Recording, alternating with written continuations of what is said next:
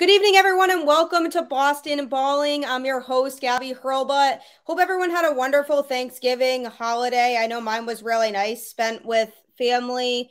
But now we're getting into the Christmas season, so that's really exciting. Hope everyone really gets on that shopping and kind of starts to prepare for that. So hope you're all doing well. I'm excited to bring you another episode of the show. I have a really special guest with me on the show this evening.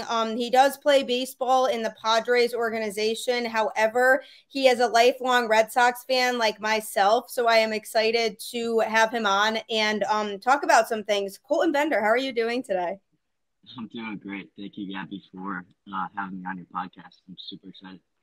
No problem. I appreciate you taking the time to hop on as well. I know, like we talked about a little bit, we both love the Red Sox. So I am really excited to kind of dive into some of that with you. But I do kind of want to know a little bit about your baseball journey and how it started and kind of how you got to where you are right now. Yeah. I could probably sit here for 4 hours and, we need a cup of coffee, but uh, I think, just to kind of start my baseball journey, it started in my backyard with my dad. And we would just hit baseballs. He would flip them to me. And he promised me if I hit the house, that I'd have to get a batting cage, or he would buy me a batting cage. So when I was like probably 4 or 5 years old, I hit the house. And he's like, all right, bought a batting cage, and that's where like most of my life was spent, was back in the backyard with my dad, or going traveling with to different places, doing travel ball and little league stuff. And then I just kept going up and kept playing more and more, and got an opportunity to play in college at Quinnipiac. I Nice. played 4 years there, and then just kind of kept working my way through the summer ball ranks. And there's different leagues and whatnot, and I got an opportunity to play professional baseball a couple years back in 2021. So yeah, it's been a great journey. That's really cool. Yeah. I mean, I feel like obviously there's a lot of steps that it takes to kind of get into that level. And once you are in the system, obviously it takes a lot of work to kind of get to the ultimate level, which is playing Major League Baseball. Right. So obviously, for you, when you got drafted, like what was that feeling actually like when you found out you were getting drafted? uh, it was kind of a blur, honestly. It just like there was so many emotions that were going on. I was actually dressed in a baseball uniform at a game in the Cape. I was in the Cape Cod League, and I had my phone like on the bench, and I'm like, I don't know if I should look at it. Like there's a game going on pretty soon, and I look away and I hear it start buzzing, and then I get the call, and that's kind of when things, you know, when I did get drafted at that point, people were like, "Oh my god," But it was just amazing, just being at the place that I just love to be at, and then also being drafted at the same time. And my family was there, so it was just an incredible experience. Yeah. Yeah, what a cool moment that must have been too for everybody, just to when you did get that call and knowing like, yeah, I'm really making that step towards my goals, really. That must be Right. such like a cool feeling. Yeah. No, it is. And for me, it's just like a little. It's because of my mindset. It's like it's just it's a little step into the final goal. And it was great, but the next day I was already working. So like that's how my mind works. That's how I go, and it's just like keep going up and up, and eventually the end goal is to play in the big league somewhere. Yeah, and I know the Cape Cod League has produced some great players too. I mean, I've even looked at some of the major league players now that have gone through the Cape Cod League when they were in college. And so I feel like being able to be a part of something like that really puts your name out there, to those scouts and to people who are really involved with the major league system to be able to say, yeah, this kid is really good. Absolutely. I think in our team alone that year in 2021, I think almost everybody got drafted from Wow, that team. really? Yeah, almost That's everybody. that's crazy. So it's just amazing how how that league can produce all these players to get them to get drafted. And obviously it's not just that one season in the Cape Cod League that gets them drafted, but it's the accumulation of things. But being just being there and being able to play there, puts a lot on for your record, and people looking at you. It's an amazing thing to do, and be a part of, as a baseball player. It's a dream. That was one of my dreams too. Was being able to play there. Really? That's Yeah, awesome. That's so cool. Yeah, because yeah, it's so reputable, I feel like, for some of the younger players to be like, I want to play there because you know how much exposure you would get from that. yeah. There was a movie. I don't remember which movie it was called, but it was about the Cape Cod League. Uh, Really? I've never seen it. yeah, I can't remember what it's like a corny like. Uh, it's not the best movie come out, but it was just like I just remember watching and be like, I want to play there, and like yeah, so that kind of started that dream there too. But That's so awesome. yeah. That's so cool. And who would you say were kind of some of your most influential coaches you had along the way that kind of Mm, helped get you to where you are now? yeah. One of them is by the name of Marty Gomez. I've known him since I was probably about 6 years old when I first started going to his little league camps that he would hold in town, and then as I got older, I'd have more connection with him, and then when I got to middle school, he was my gym teacher, and then when I Oh, got to high school, he was my baseball coach. So it was like I knew the guy the whole time. It was just we were just able to create this relationship, and I still talk to him and call him to this day. And it's just an amazing relationship. And then the next one is Mike McGuire, Coach Mac is what we call him. Coach Mac and Coach Zabrowski. Those two combined together were one of my all-time favorite duos. They were I know just so Coach Mac. involved. Yeah, no, I'm sure. Yeah. And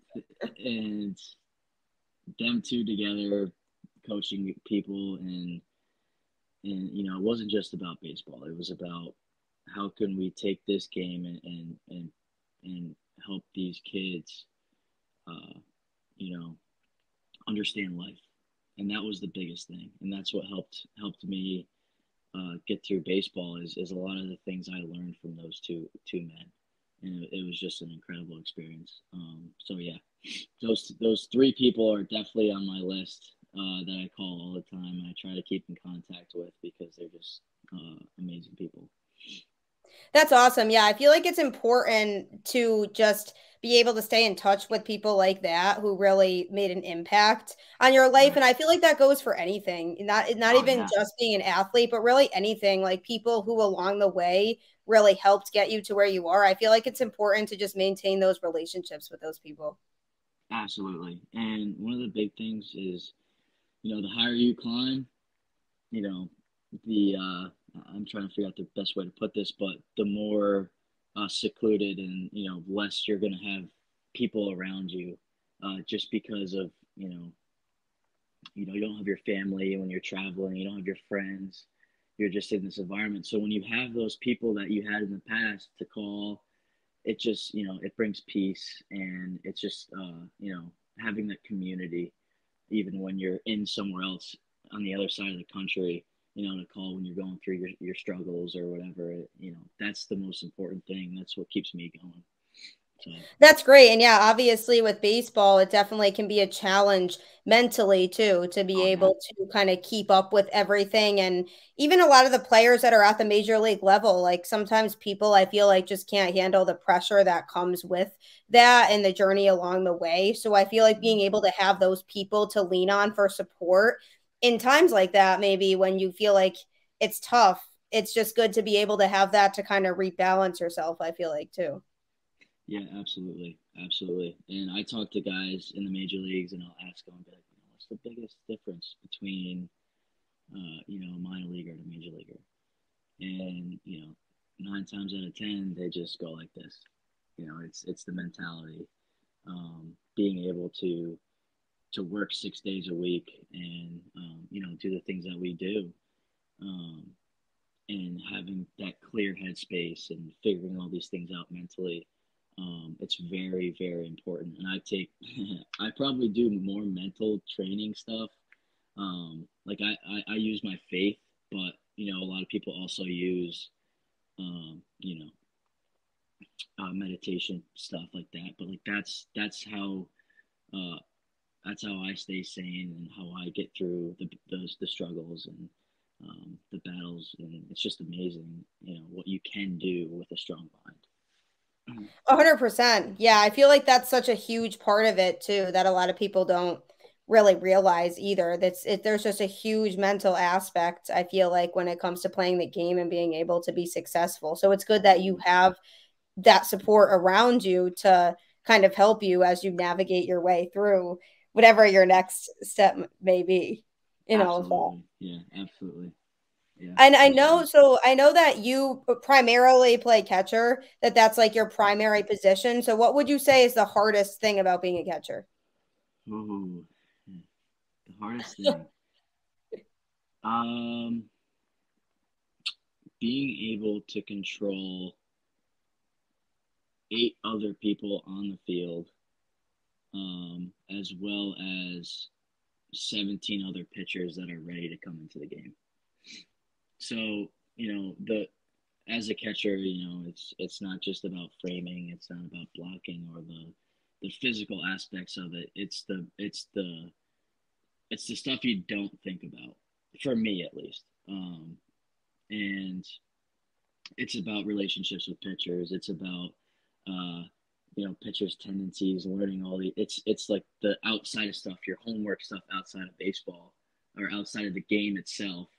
That you do in the locker room to get you ready for the game.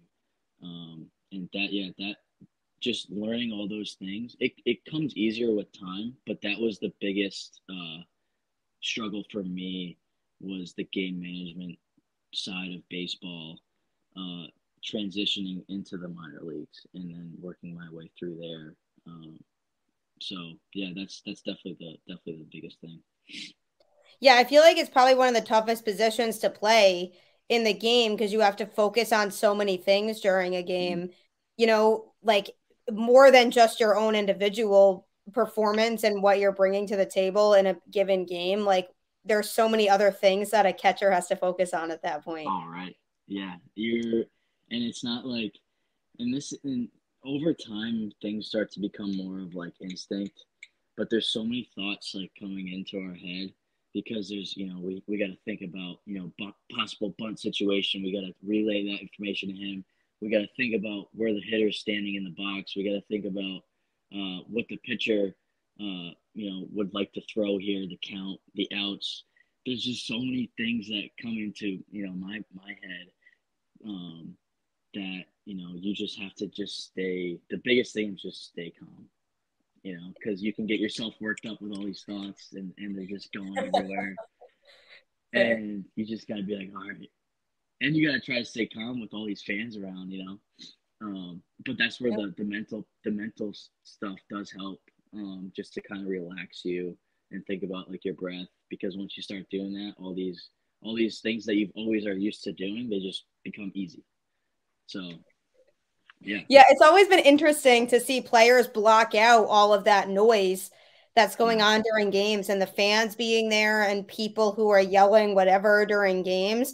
The players just seem to just block all of that out and just kind of go through the Yeah. motions of what they're supposed to be doing. And it's always been interesting for me, even when I'm watching a Red Sox game. And, obviously the crowds really are loud at Fenway and it gets kind of crazy there, but the players don't seem to be fazed by it. Yeah, no, it's just like it's almost like an innate like reaction, and it's just like we're just doing it. We're so used to it. Um, Obviously, that comes with time, though. I'm always just so uh, encaptured by 18-year-olds that are coming in and they're just performing, at such a high level in front of these crowds. And like it took me, I'm 20, almost 24 now, and it took me, till I was 21 to really, get to that point, and it's just amazing. I love that aspect. But now, the more fans, the better I play. For like hands down, I've always been like that, and the more fans, like the better for me, honestly. Probably because I mean, I feel like it's probably maybe you feel that energy more and it Yeah, like that's the thing. it Yeah, really makes you feel like you feel like you need to perform better because there's more people there and like you can feed off of that energy that they're bringing. absolutely, absolutely. I can agree with that 100%. That's so cool.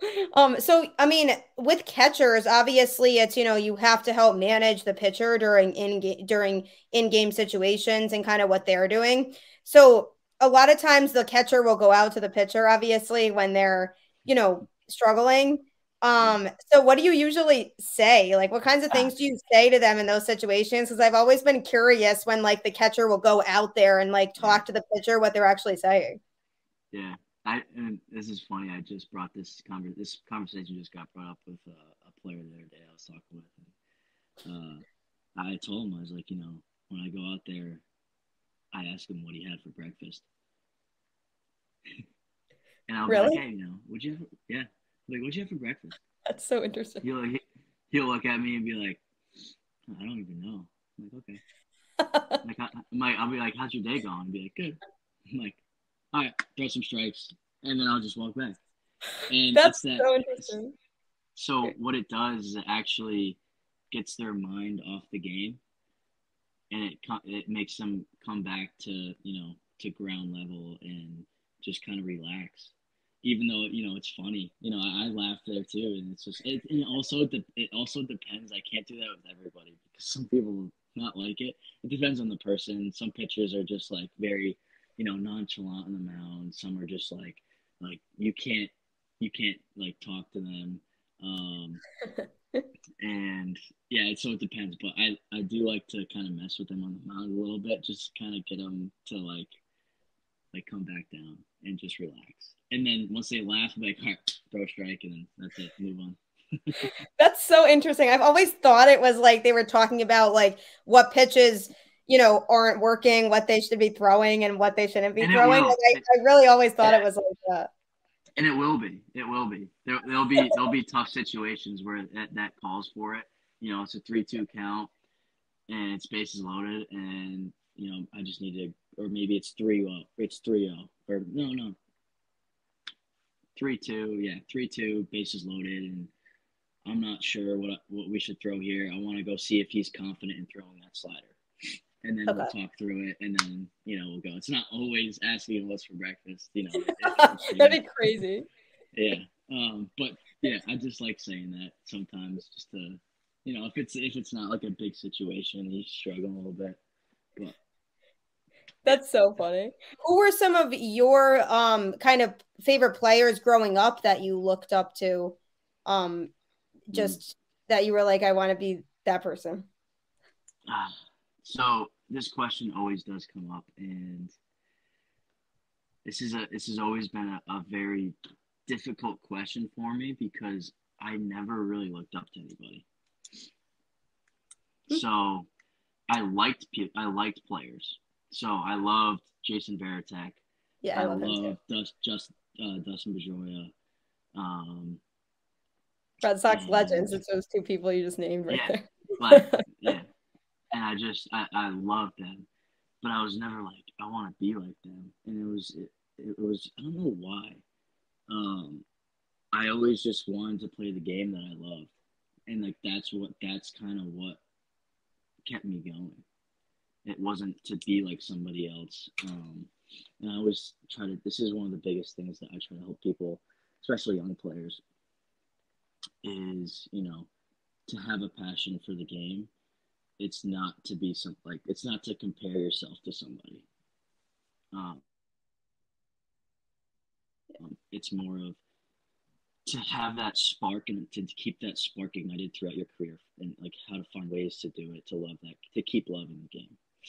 Um, because I always, and this I totally think this is true, is that when you compare yourself to others, it takes away your joy, and I think that's so true on a lot of things. Um, but but yes, having idols having people that you can look up to, it can be good. But yeah, like I just loved watching Veritek. Like he was one of my favorites. With the C on his chest, I'm like, that's just incredible. Like that's something that is just so fun to watch. And I just remember being like, I want that C on my chest one day. And having that leadership. But yeah, so it's always been a question of, who, like, someone, they would always ask, like, even when I was getting drafted, they'd be like, who do you see yourself as? I'm like, I don't really have an answer for you. Yeah. So, Like, I just want to be Colton. exactly. Yeah. And it's just a better version of myself. And at some point, and that's just kind of that's kind of how the brain works up here. But Yeah. No, I think that's really good. I think it's important to like not compare yourself too much to other people, because then you're just going to be way too focused on trying to change your game to be like those exactly. people, as opposed to just focusing on your individual strengths and weaknesses as a player, because obviously everybody's going to be different. Like every player is Right. unique and every player is different.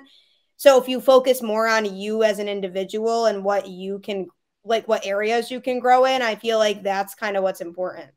Absolutely. Absolutely. And when I do tell other players like this, tell other players this same kind of concept, um, when because we like to look at stats. That's like our biggest thing. We like to look at other guys' stats to see how they're doing, see if we can move up. And I always tell them like, why are you doing that? Yeah. Um, and it's more of the, it's that thought in their head of like, oh, I want to be that. I want to be able to do that or do what they're doing. But in reality, like maybe we'll never be able to do that, or probably won't be able to do exactly what they're doing. The only thing we can do is what we can do. And I've always tried to have people come to that mentality because in baseball, I think it's very, very important.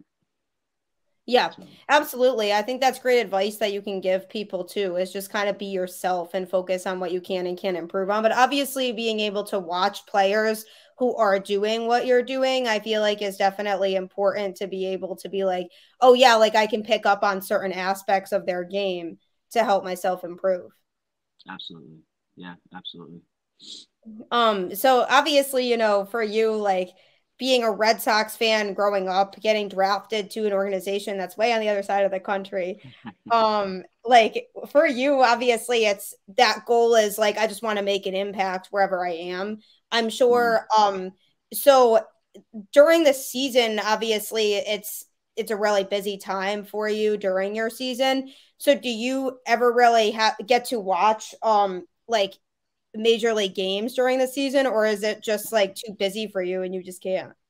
Yeah, I remember this exact thought because I just remember, and the more that I climbed in the ladders, the less I watched baseball.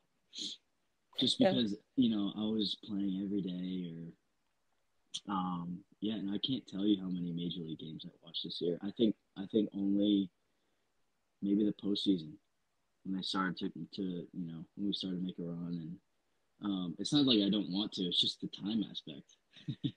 Yeah, that's Like what I figured. Yeah.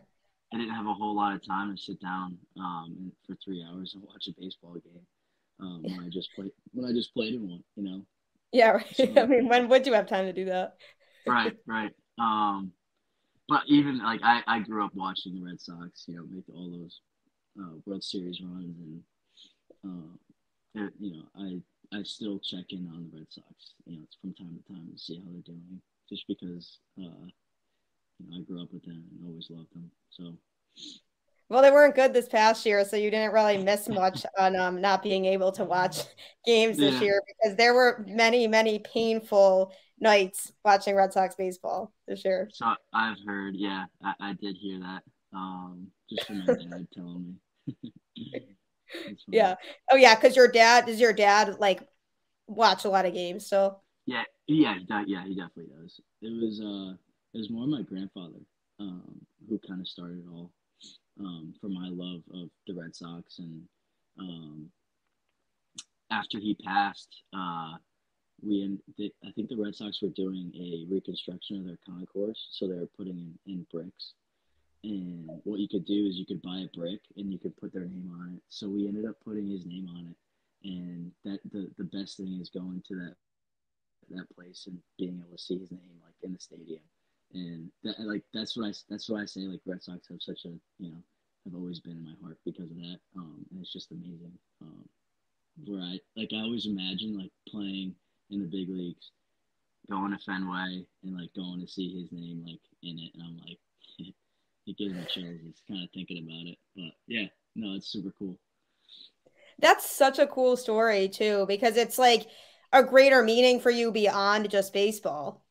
Right, That there's absolutely. another special attachment you have to the Red Sox besides just the baseball aspect of it. Yeah, absolutely, absolutely.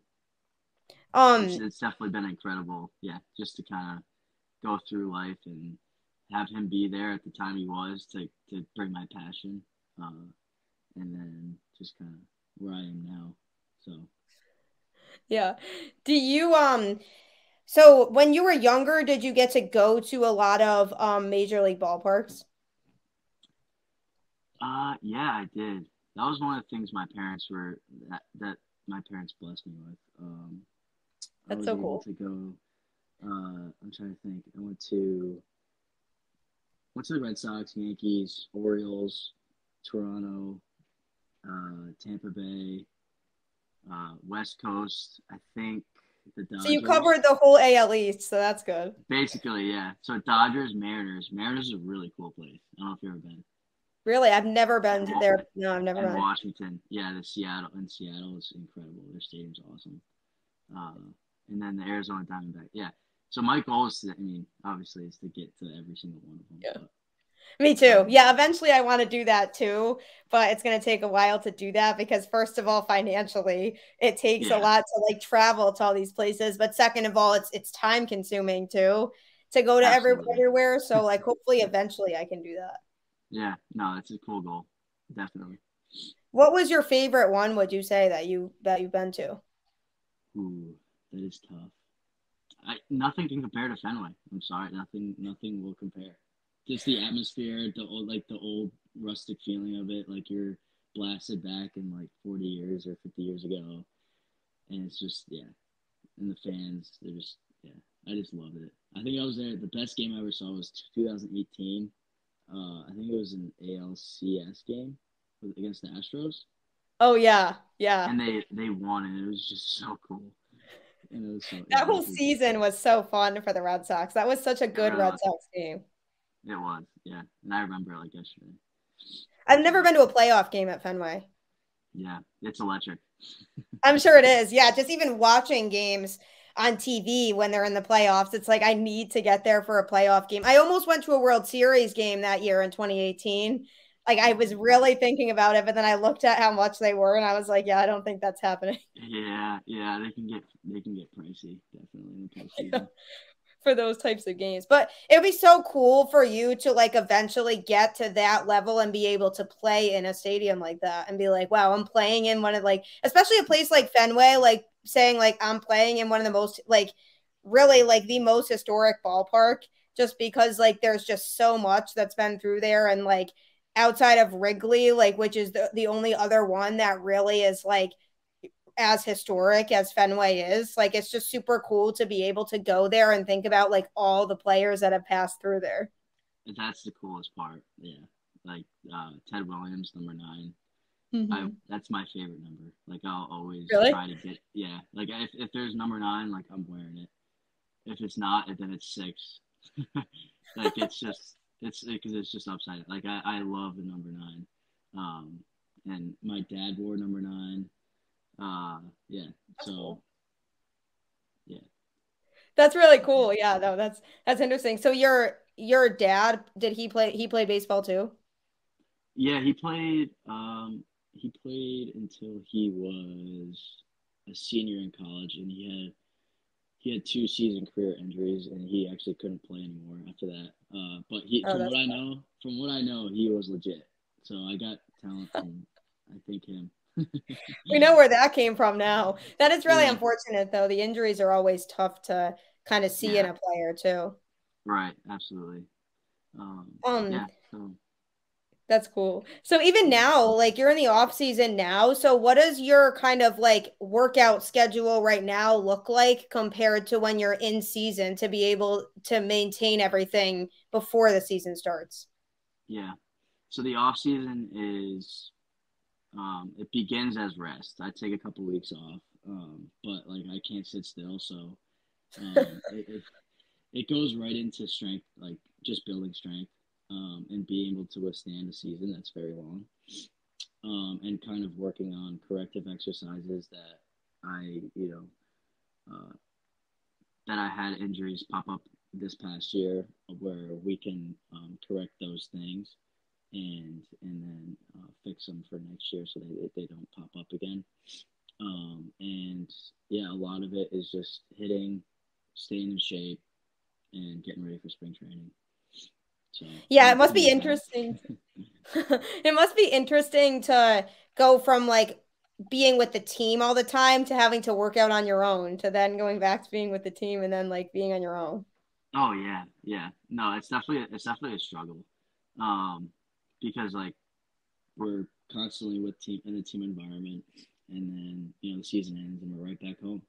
So we have to figure out how to transition when we do go back home.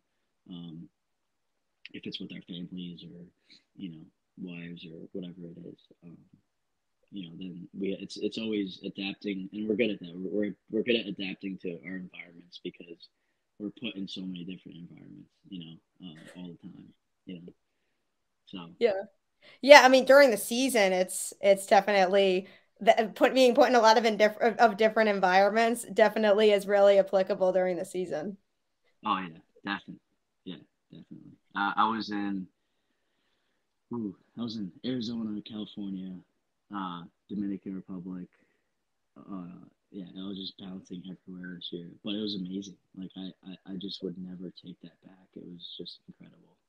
All Really? the experiences I got to, yeah. Um, and there's a lot of people that probably can't do that too. It's just so hard, um, you know. But it's just amazing. It was really amazing. That must be so cool. That's that just to be able to get exposure to all of that. Right. Yeah, and it's perspective too.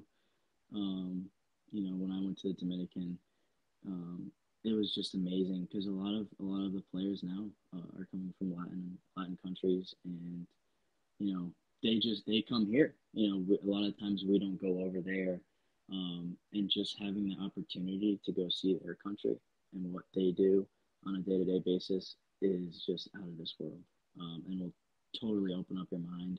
And I really encourage people to go experience something other than this place, because it's almost like a bubble, and you don't see a lot of the things that do go on outside of this place.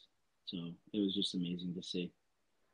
Yeah, and even playing with players who are from other countries, it's just good to just it just gets people more cultured, you know what I mean? To be able Right. to be interacting with people like that on a daily basis who love the sport just as much as you do, but they just played it, overseas in a different country and now they're coming here to be able to play baseball professionally.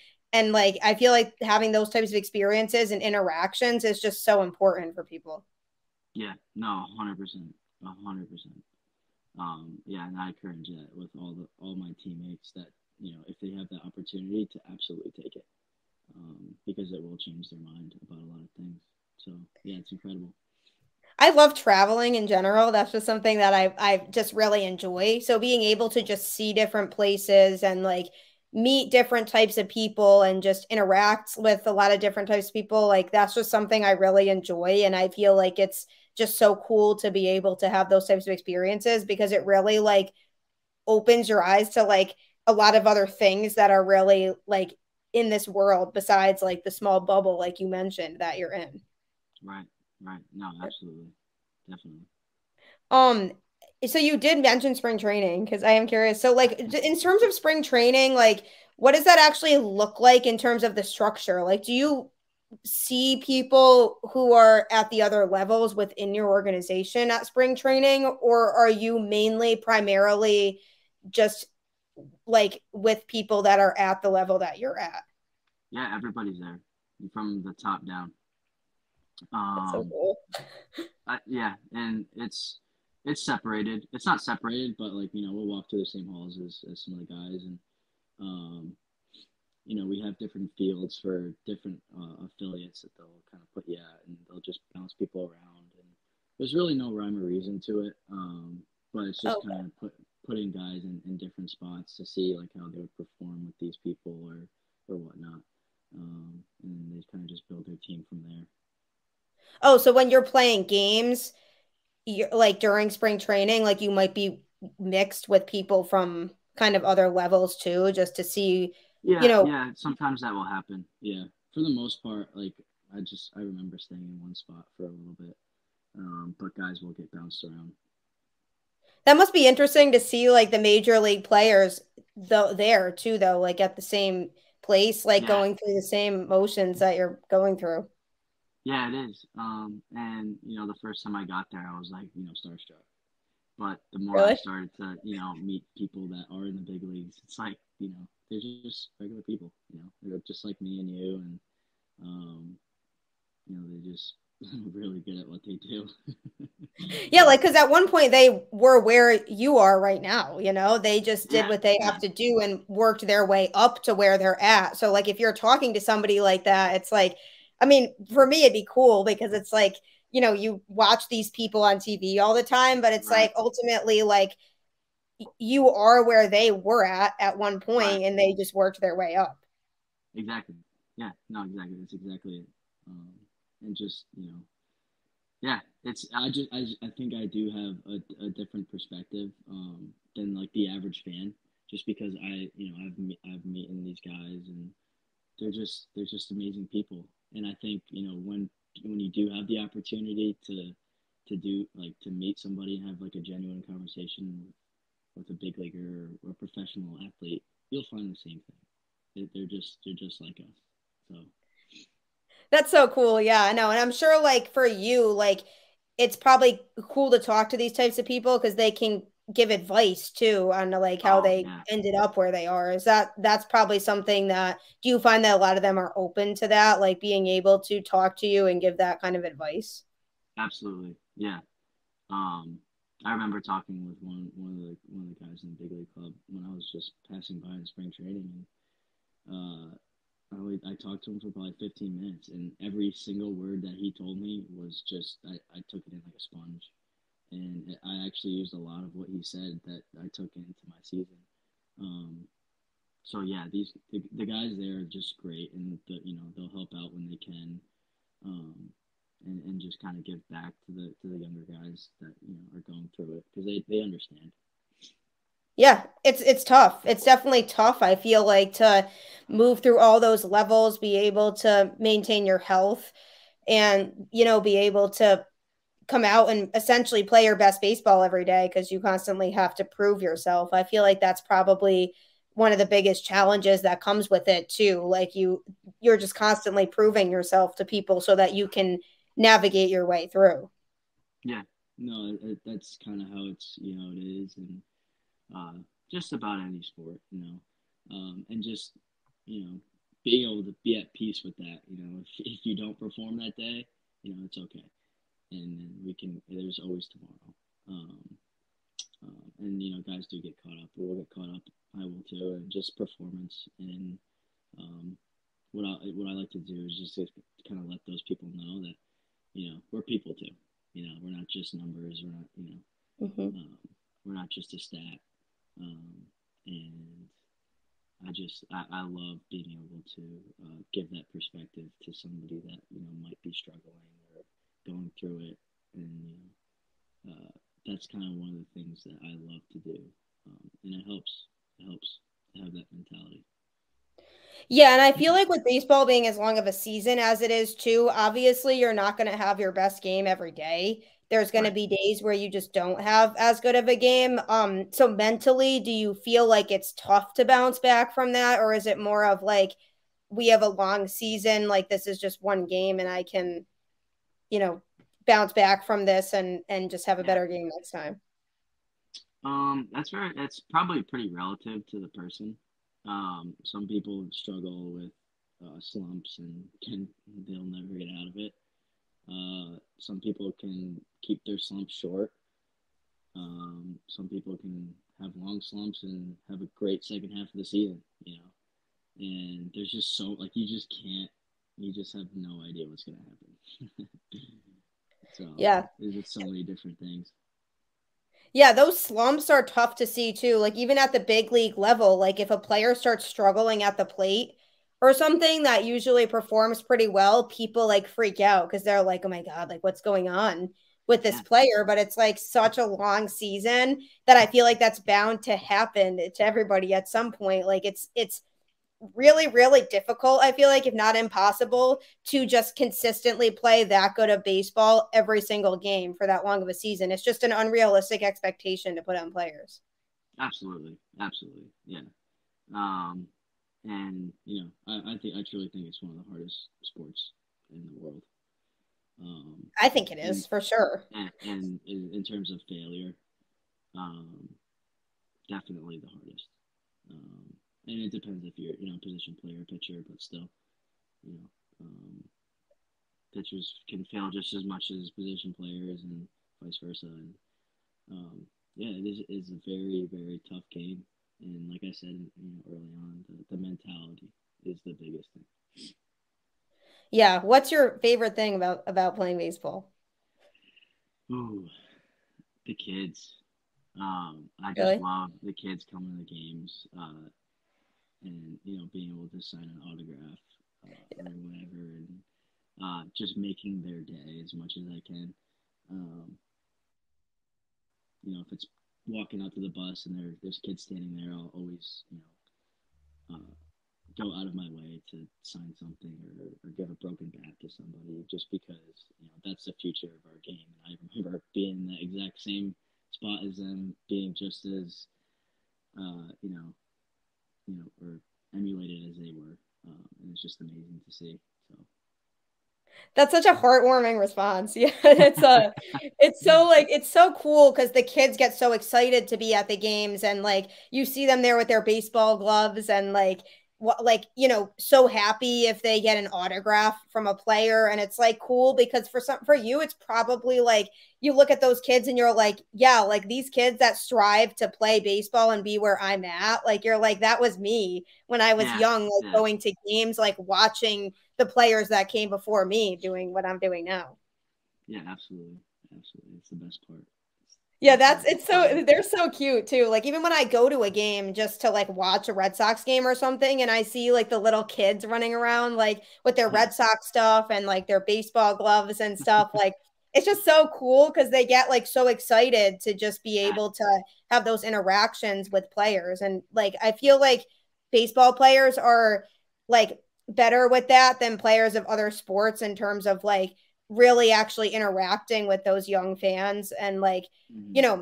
obviously it's hard during games to do that, but even like before games, I'll always see baseball players if they're out taking batting practice or something, they'll like come over and they'll sign an autograph for a kid or something like who brings a baseball to a game or something Yeah, like that, or like tossing baseballs into the stands to kids too, yeah, like in between innings or something. Like that's always like really cool to see the players do yeah, that. yeah. No, I will never not turn down somebody if it's a kid. Maybe like an older adult Yeah, in my right. life, It's like you'll be but fine. yeah, but just the kids, like I could never turn them down. You know, just because of where I was and remember how they felt. So. That's really cool. That I think that's awesome, and it's really good that you are that way. Because I know that the kids like that like makes their entire day like Oh yeah, when things like that happen, absolutely, and they'll absolutely. save those things forever. They will. I still have. I probably still have stuff somewhere from when I was younger, getting balls or from autographs from whoever it was in the local minor league field. Or, That's so yeah, cool. the same way. That's so cool. Um, well, I really, really appreciate you coming on the show with me.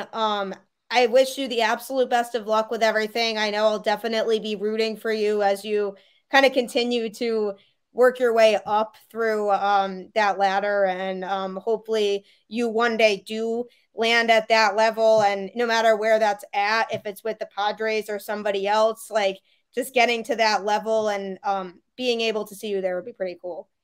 Yeah, I really appreciate it, Gabby. Thank you for having me on.